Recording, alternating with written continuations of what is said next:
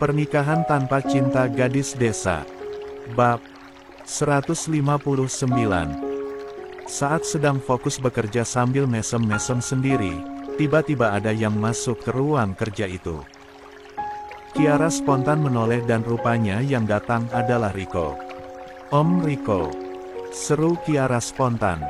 Suaranya didengar Riko. Pria itu langsung saja menoleh menatap Kiara. "Loh, Ara kok masih kerja di sini? Katanya kemarin mau resign pas tunangan."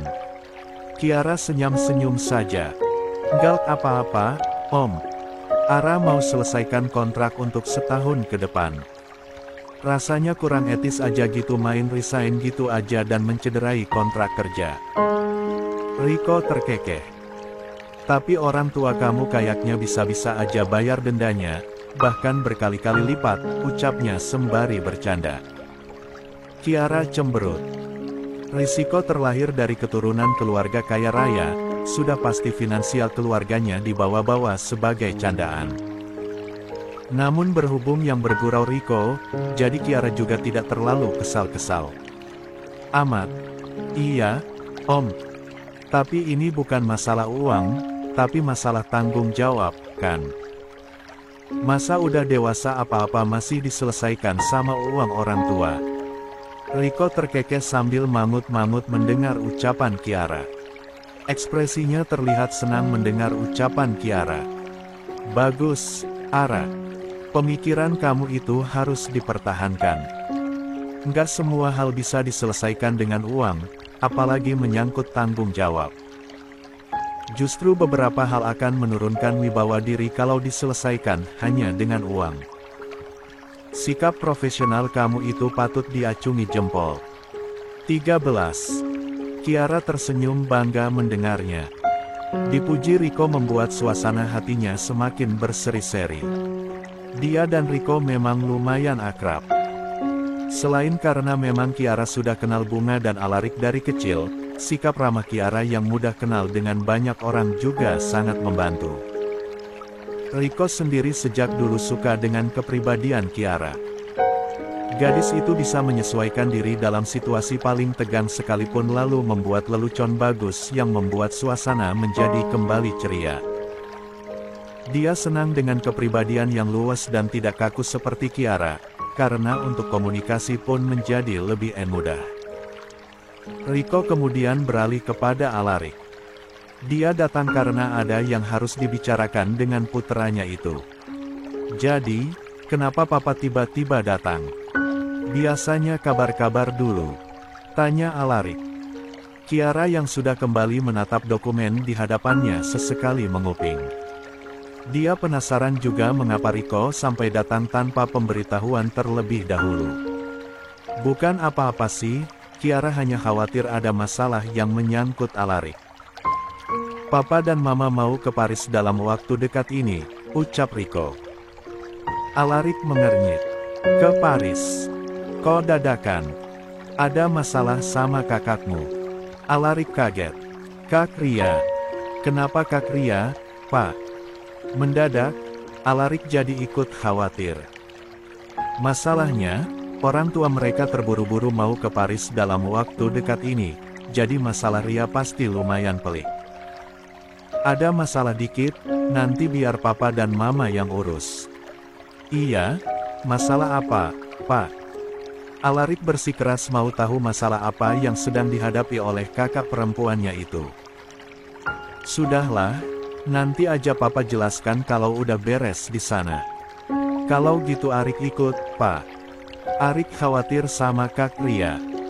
Riko menggeleng. "Mana bisa kamu ikut? Tapi Pak, biar itu jadi urusan Papa aja. Kamu harus tetap di sini, siapa yang jaga perusahaan kalau kamu ikut ke Paris juga?" "Ah, benar juga." Alarik sadar kalau dia dan Riko tidak mungkin pergi ke luar negeri secara bersamaan dan meninggalkan semuanya di Indonesia. Namun, jujur saja dia sungguh cemas dengan kondisi kakaknya. Kira-kira ada masalah apa dengan Ria sampai orang tuanya harus segera ke sana? Berbagai pertanyaan itu membuat Alarik semakin tidak tenang saja. Ya udah deh, Pak. Arik titip salam buat Kak Ria ya. Sekalian bilangin kalau aku kirim pesan atau telepon minimal sesekali dijawab gitu.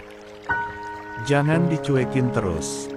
Riko tersenyum dan menepuk bahu Alarik. Dia kagum juga dengan perhatian Alarik kepada Ria. Pasti, Arik. Yang penting selama Papa nggak ada, kamu kerja dengan baik. Iya, Pak. Siap.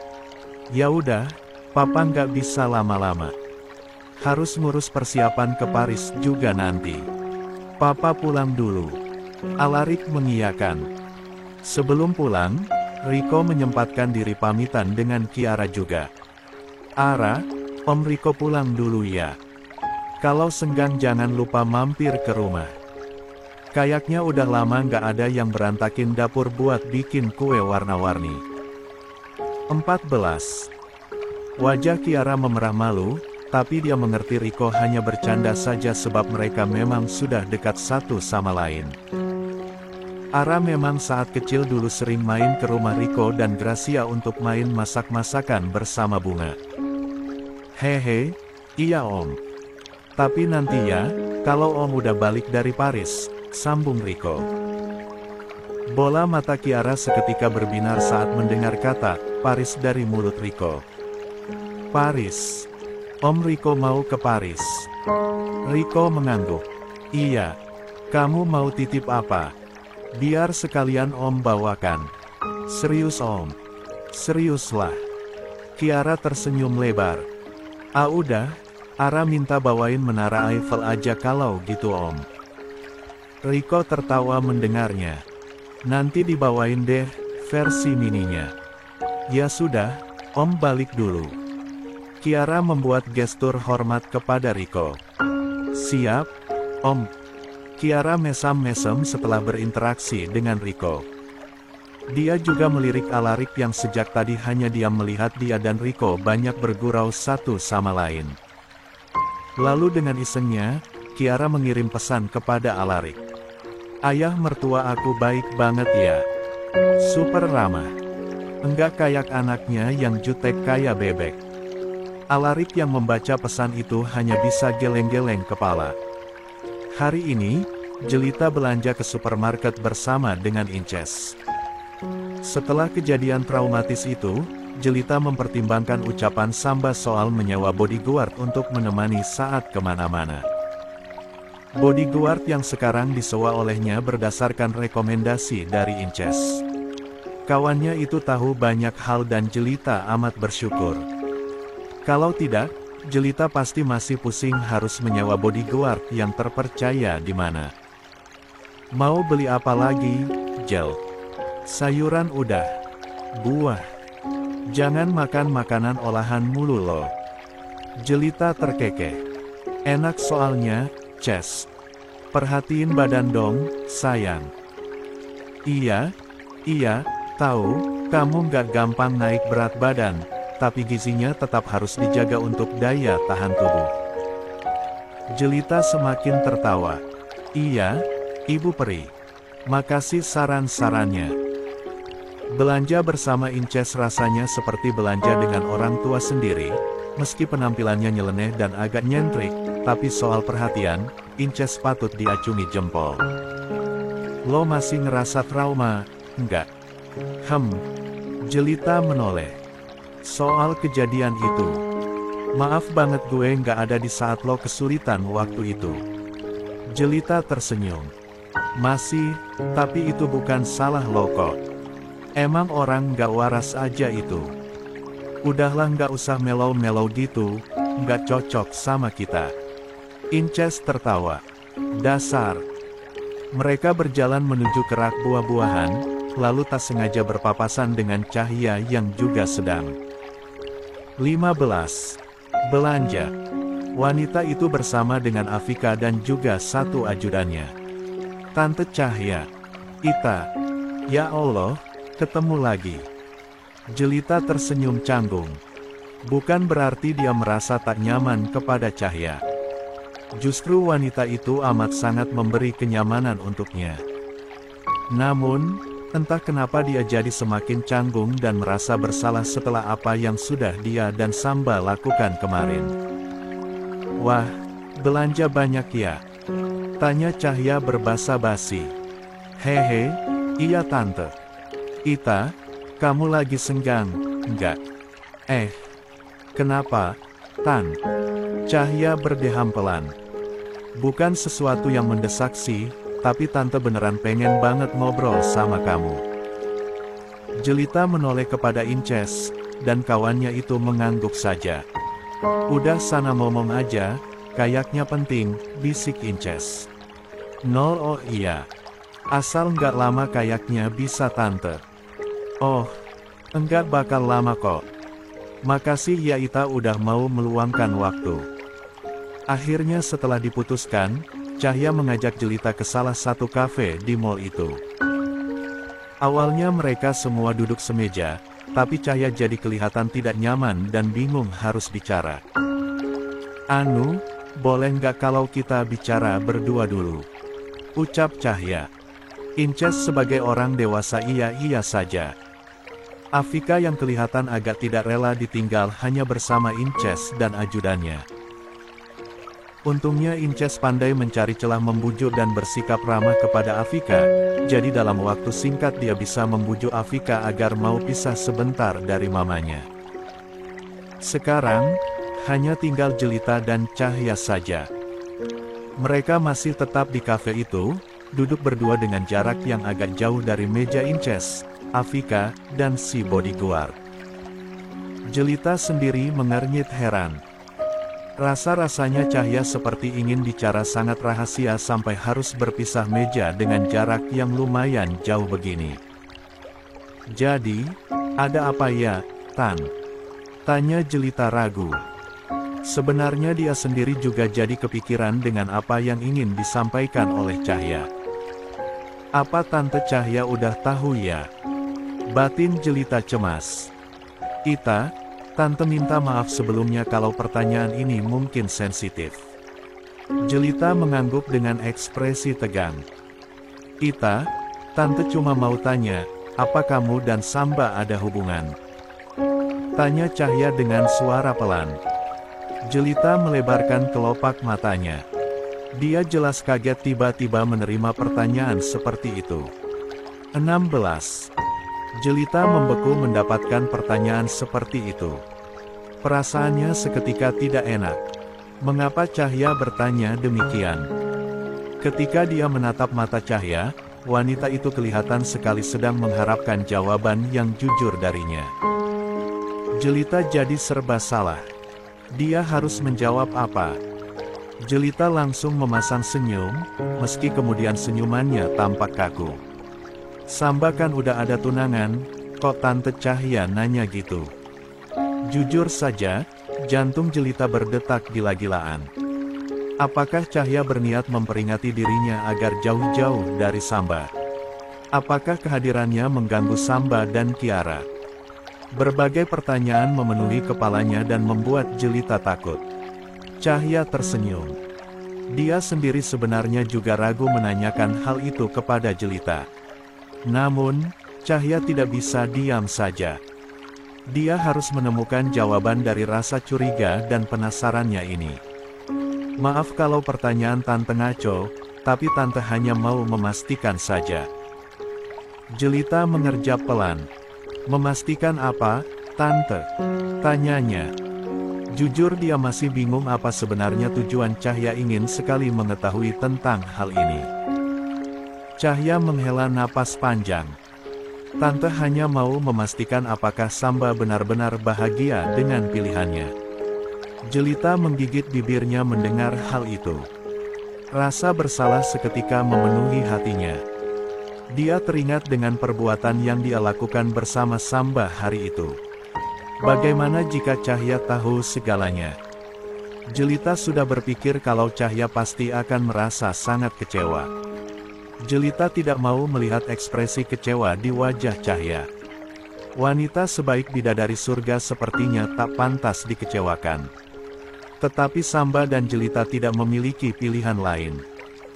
Melihat Jelita yang diam saja dan tenggelam dalam lamunannya entah mengapa membuat Cahya merasa bersalah. Dia kepikiran, apakah pertanyaannya membuat Jelita tidak nyaman. Cahya menghela napas panjang. Dia takut salah bicara dan menyinggung Jelita. Padahal, mereka baru lumayan akrab lagi akhir-akhir ini. Cahya khawatir Jelita yang risih akan menjauh dan tidak mau lagi bertemu dengannya. Ahem, Cahya berdeham pelan, berusaha membuyarkan lamunan Jelita. Jelita langsung menatap Cahya kala mendengar suaranya. Oh iya Jelita, nanti malam bisa mampir ke rumah, enggak? Tante pengen undang kamu makan malam. Jelita kaget tiba-tiba pembicaraan beralih ke topik lain, tetapi dia berusaha tetap untuk mengikuti arah pembicaraan Cahya. Makan malam. Dalam rangka apa ya, Tante? Hari ini sebenarnya hari lahir Tante, Jelita. Tante kepengen masak-masak spesial untuk keluarga, makanya tadi belanja lumayan banyak, kan? Bukan perayaan sih, hanya syukuran kecil aja, jelas Cahya. Jelita mangut-mangut. Rupanya hari ini adalah hari ulang tahun Cahya. Dia tidak pernah tahu hari lahir Cahya. Jadi bagaimana Jelita? Tante kepengen undang kamu. Apa kamu bisa datang? 17. Jelita kelihatan ragu. Tentu dia akan dengan senang hati menerima undangan itu. Namun, jika dia ke rumah Cahya, bukankah itu artinya dia akan bertemu Rahmat? Hingga pertemuan terakhir kemarin di acara tunangan Samba dan Kiara, perangai Rahmat kepada Jelita masih sangat kaku dan kelihatan kurang nyaman. Jelita tidak mau nanti acara syukuran keluarga Cahya menjadi kurang nyaman karena kehadirannya di sana. Memangnya nggak apa-apa, Tante? Itu, kan syukuran keluarga. Ya nggak apa-apalah, kan Tante yang undang. Bisa, kan? Kita, kan juga udah lama nggak ngobrol-ngobrol karena kesibukan masing-masing. Mumpung ada momennya ini untuk kumpul sebentar.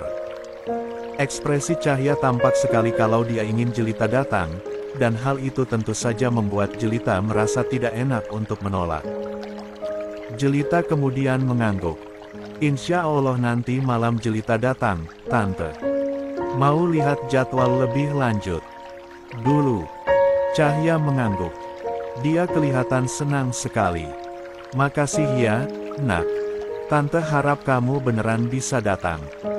Kalau gitu, Tante dan Afika pulang duluan. Jelita mengiyakan dan mencium tangan Cahya sebelum wanita itu pergi dengan Afika dan ajudannya. Jelita memandangi punggung Cahya yang menjauh. Dia segera merogoh ponsel di tas selempangnya, lalu mengetikkan pesan ke nomor seseorang. Malamnya, Jelita benar-benar datang ke rumah Cahya. Dia datang lebih awal sebelum makan malamnya dimulai. Cahya senang sekali saat melihat Jelita memenuhi undangannya. Sebenarnya Cahya tidak berekspektasi. Jawaban Jelita tadi mengindikasikan kalau dia sebenarnya tak mau datang, hanya saja dia juga tidak enak untuk menolak. Makanya saat Jelita benar-benar muncul malam ini, Cahya lega sekali. Alhamdulillah, kamu datang, Nak.